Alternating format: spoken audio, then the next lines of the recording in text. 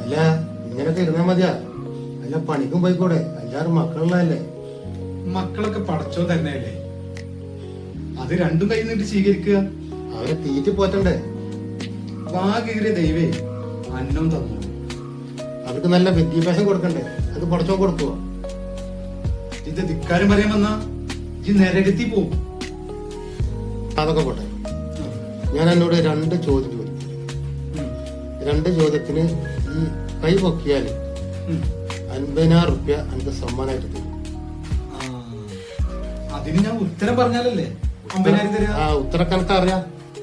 അറിയുന്നുണ്ടെങ്കിൽ എന്തിനാ പിന്നെ ചോദിക്കണ? 50,000 തന്നൂടെ? അങ്ങനെ കൈ നനയാതെ മീൻ പിടിക്കണ്ട. എന്നാ ചോദിക്കാം. ചോദിക്കട്ടെ.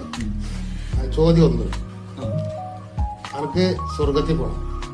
പോണം. ചോദ്യം 2, എനിക്ക് നാളെ തന്നെ സ്വർഗത്തിൽ പോണം. നാളെ തന്നെ പോണെങ്കിലേ ഞാൻ മരിക്കണ്ടേ? അങ്ങനെ മരിച്ചിട്ട് എന്തിനാ 50,000 റുപ്യ? ഏതായാലും സ്വർഗത്തിലേക്കല്ല പോണത്. 50,000 റുപ്യ എന്റെ കുടുംബത്തേക്ക് കൊടുക്കും, അവര് രക്ഷപ്പെട്ടെ. ദുഷ്ട